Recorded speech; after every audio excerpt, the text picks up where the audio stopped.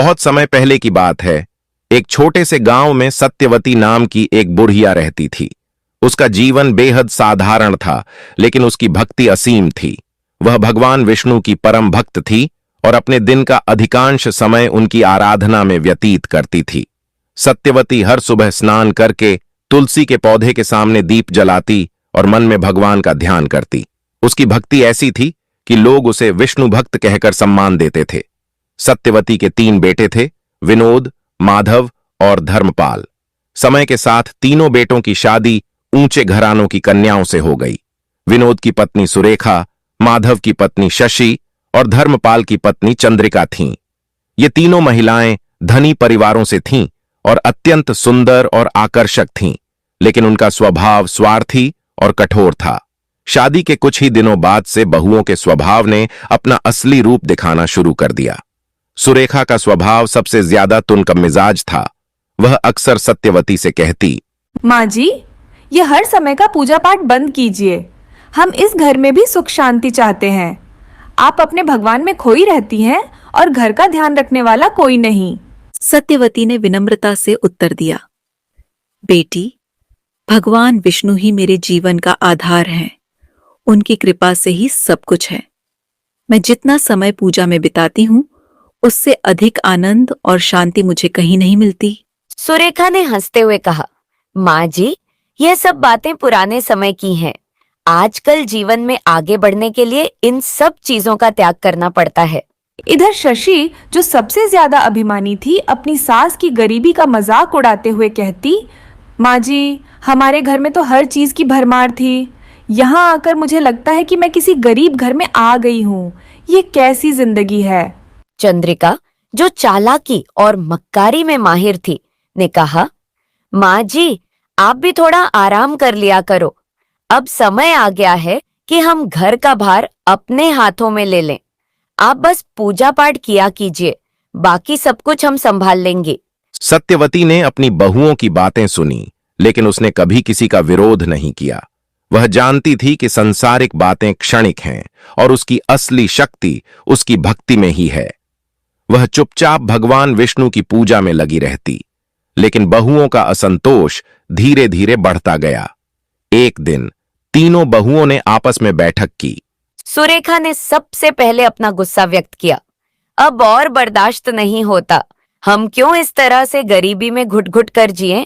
हमें अपने पतियों से अलग होने की बात करनी होगी। माँ जी को अलग कर देना ही सबसे अच्छा उपाय है।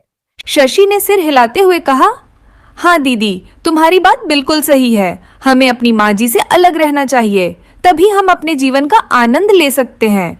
चंद्रिका ने चालाकी से सुझाव दिया, लेकिन हमें यह काम बड़ी सावधानी से करना होगा।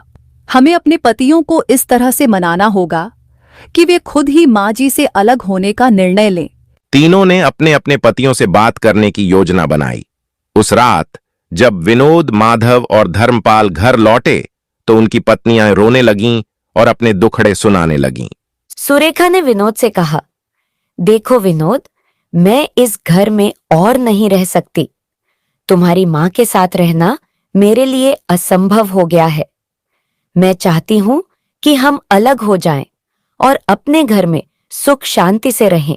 विनोद, जो अपनी पत्नी से बेहद प्यार करता था, उलझन में पड़ गया। उसने कहा, लेकिन मां को अकेला छोड़ना ठीक नहीं है। वह इस उम्र में अकेले कैसे रह पाएगी? फिर इधर शशि ने माधव से कहा, तुम्हारी माँ ने तो हमारा जीवन नर्क बना दिया है। अगर तुमने फैसला नहीं लिया तो मैं तुम्हें छोड़कर चली जाऊंगी। माधव भी अपनी पत्नी की बातों से परेशान हो गया। उसने सोचा, मां को अकेला छोड़ना गलत होगा, लेकिन पत्नी के बिना मैं कैसे रहूंगा? चंद्रिका ने धर्मपाल से कहा, तुम्हें अपनी माँ के प्रति बहुत ज्यादा जिम्मेदारी निभाने की कोई जरूरत नहीं है। हम अलग होकर भी उन्हें देख सकते हैं, लेकिन एक साथ रहने से हम सब दुखी रहेंगे। धर्मपाल, जो हमेशा अपनी पत्नी की बात मानता था, उसने भी इसे सही समझा और तीनों भाइयों ने अपनी मां के पास जाकर उसके सामने प्रस्ताव रखा। विनोद ने मां से कहा, मां, हम सोच रहे हैं कि अब हमें अलग हो जाना चाहिए। हमने बहुत कोशिश की, लेकिन अब और नहीं हो सकता। हम तुम्हारे लिए एक छोटा सा हिस्सा छोड़ देंगे, जिससे तुम अपनी पूजा पाठ कर सको। सत्यवती ने अपने बेटों की बातें सुनी और उसका दिल टूट गया। उसकी आंखों में आंसू आ गए, लेकिन उसने अपने दुख को छिपाते हुए कहा, बेटा, अगर यही तुम्हारी इच्छा है तो मैं इसे स्वीकार करती हूं। मेरे लिए भगवान विष्णु ही सब कुछ है और उनका आशीर्वाद मेरे साथ है। तुम सब सुखी रहो, यही मेरी प्रार्थना है। फिर संपत्ति का बंटवारा हुआ और सत्यवती को एक छोटा सा हिस्सा मिला। वह छोटे से घर में अकेली रहने लगी। उसका जीवन कठिन था, लेकिन वह संतुष्ट थी, क्योंकि उसकी भक्ति ही उसका सबसे बड़ा सहारा थी। वह हर दिन तुलसी की पूजा करती, अपने छोटे से घर में भगवान का ध्यान लगाती और यही सोचती कि उसके बेटे सुखी रहें। इस बीच भगवान श्री कृष्ण सत्यवती की असीम भक्ति से प्रसन्न होकर साधारण मनुष्य का रूप धारण करके उसके दरवाजे पर आए। उनके चेहरे पर करुणा की आभा थी और उनकी आंखों में दिव्यता की चमक। उन्होंने सत्यवती से कहा, मां, मैं एक यात्री हूं, मुझे कुछ समय के लिए आश्रय चाहिए। क्या आप मुझे अपने घर में ठहरने की अनुमति देंगी? सत्यवती ने उनके चरण स्पर्श करते हुए कहा, आप तो स्वयं भगवान का रूप हैं। मेरे घर में आपका स्वागत है। भगवान श्री कृष्ण ने उसे एक बीज दिया और कहा, मां, यह बीज तुम्हें भूख से बचाएगा। जब भी भूख लगे इसे ग्रहण करना, तुम्हारा पेट भर जाएगा। सत्यवती ने भगवान को धन्यवाद दिया और उसे ग्रहण किया। उसकी भक्ति ने उसे संतोष और शांति दी। लेकिन इधर तीनों बहुओं के मन में एक बार फिर से षड्यंत्र का बीज अंकुरित हुआ। सुरेखा ने कहा, यह कैसे संभव है कि माँ जी अब भी इतनी तंदुरुस्त और खुशहाल हैं? जरूर कुछ गड़बड़ है, हमें इसका पता लगाना होगा। शशि ने कहा, हाँ दीदी, यह हमें जानना होगा कि आखिर माँ जी को यह शक्ति कहाँ से मिली है। चंद्रिका ने चालाकी से कहा, मुझे लगता है कि यह सब तुलसी के कारण है। वह तुलसी का पौधा जो माँ जी की सबसे प्रिय चीज है, अगर हम उसे नष्ट कर दें तो माँ जी की ताकत भी खत्म हो जाएगी। तीनों बहुओं ने एक षड्यंत्र रचा। एक दिन जब सत्यवती अपने भगवान की पूजा के लिए बाहर गई हुई थी, तो तीनों बहुएं उसके घर में घुस गईं। सुरेखा ने घर के सारे सामान को उठाकर नाली में फेंकना शुरू कर दिया। शशि ने कहा, देखो, अब इस घर में कुछ भी नहीं बचा। माँ जी अब कैसे जीवित रहेंगी? चंद्रिका ने तुलसी के पौधे को उखाड़कर नाली में फेंक दिया और बोली, अब देखो, माँ जी की शक्ति खत्म हो जाएगी। लेकिन जैसे ही उन्होंने तुलसी का पौधा नाली में फेंका, उसी क्षण उन पर महापाप का असर शुरू हो गया। उनके शरीर में अजीब सा बदलाव आने लगा और देखते ही देखते वे तीनों सुअरनी बन गईं। वे चिल्लाने लगी, ये क्या हो गया? हम सुअर क्यों बन गईं? उनकी आवाजें अब घुरघुराने जैसी हो गई थीं और वे इंसानी शब्द बोलने में असमर्थ थीं। जब वे घर लौटीं, तो उनके बच्चे भी उन्हें पहचान नहीं पाए। बच्चे डरकर अपने पिता से कहने लगे, पिताजी, ये सुअरनी हमारे घर में क्यों आई हैं? इन्हें बाहर निकालिए। पतियों को जब सच्चाई का पता चला तो वे घबरा गए। वे भागते हुए अपनी मां के पास पहुंचे और उसकी माफी मांगने लगे। विनोद ने कहा, मां, हमने बहुत बड़ी गलती की है। हमारी पत्नियां अब सुअरनी बन गई हैं। कृपया हमें माफ कर दो और हमारी सहायता करो। सत्यवती ने अपनी बहुओं की दयनीय स्थिति देखी और उसकी आंखों में आंसू आ गए। उसने भगवान विष्णु से प्रार्थना की, हे प्रभु, मेरी बहुओं ने पाप किया है, लेकिन कृपा करके उन्हें माफ कर दीजिए। उन्हें फिर से मनुष्य बना दीजिए। उसी समय एक महान साधु वहां आए। उनकी उपस्थिति में सत्यवती ने उनसे उपाय पूछा। हे साधु महाराज, मेरी बहुएं अब सुअरनी बन गई हैं। कृपया मुझे बताइए, मैं क्या कर सकती हूँ? साधु महाराज ने गंभीर स्वर में कहा, मां, यह सब उनके पापों का फल है। उन्होंने पवित्र तुलसी का अपमान किया है, लेकिन अगर वे सच्चे मन से प्रायश्चित करें तो उनका उद्धार हो सकता है।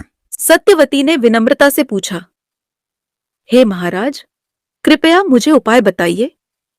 मैं क्या कर सकती हूँ जिससे मेरी बहुएं फिर से मनुष्य बन सकें?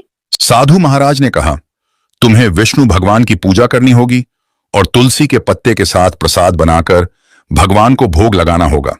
फिर तुम्हारी बहुएं उस प्रसाद को ग्रहण करें और तुलसी के पौधे को जल चढ़ाएं, तभी वे पुनः मनुष्य बन सकेंगी। सत्यवती ने साधु महाराज के बताए अनुसार विधि विधान से पूजा की। उसकी भक्ति इतनी प्रबल थी कि भगवान विष्णु ने उसकी प्रार्थना सुन ली। सत्यवती ने विष्णु भगवान को तुलसी पत्र अर्पित कर भोग लगाया और फिर अपने बेटे और बहुओं को बुलाकर कहा, इस प्रसाद को ग्रहण करो और तुलसी के पौधे को जल चढ़ाओ। केवल तभी तुम लोग इस श्राप से मुक्त हो सकते हो। तीनों बहुएं बहुत ही लज्जित थीं, लेकिन उनके पास कोई और रास्ता नहीं था। उन्होंने प्रसाद ग्रहण किया और तुलसी के पौधे को जल चढ़ाया। भगवान विष्णु उनकी सच्ची प्रायश्चित को देखकर प्रसन्न हुए और उनकी कृपा से वे तीनों फिर से मनुष्य बन गईं। अब तीनों बहुएं अपनी सासू मां के पास आईं और रोते हुए माफी मांगी। माँ, हमने बहुत बड़ी गलती की, हमें माफ कर दो। सत्यवती ने उन्हें अपने आशीर्वाद दिए और कहा, भगवान ने तुम्हें माफ कर दिया है तो मैं भी तुम्हें माफ करती हूं, लेकिन आगे से किसी का दिल मत दुखाना। बेटों ने भी अपनी मां से माफी मांगी और वादा किया कि वे कभी भी अपनी पत्नियों के कहने पर मां से अलग नहीं होंगे। इसके बाद सभी ने प्रेम से मिलकर रहने का निर्णय लिया। सत्यवती के आशीर्वाद और भगवान विष्णु की कृपा से उनका घर फिर से खुशहाल हो गया। इस प्रकार भक्ति की शक्ति और भगवान की कृपा ने सत्यवती और उसके परिवार को एक नया जीवन दिया। इस कथा से हमें यह सीख मिलती है कि सच्ची भक्ति और प्रायश्चित से सबसे बड़े पाप भी मिट सकते हैं और जीवन में सुख शांति का मार्ग प्राप्त किया जा सकता है। तो दोस्तों, आपको यह कथा कैसी लगी कमेंट करके अवश्य बताएं। जानकारी अच्छी लगी तो वीडियो को लाइक जरूर करें और कमेंट में जय श्री कृष्ण और जय मां तुलसी जरूर लिखें। साथ ही चैनल को सब्सक्राइब करें। आप सभी का धन्यवाद।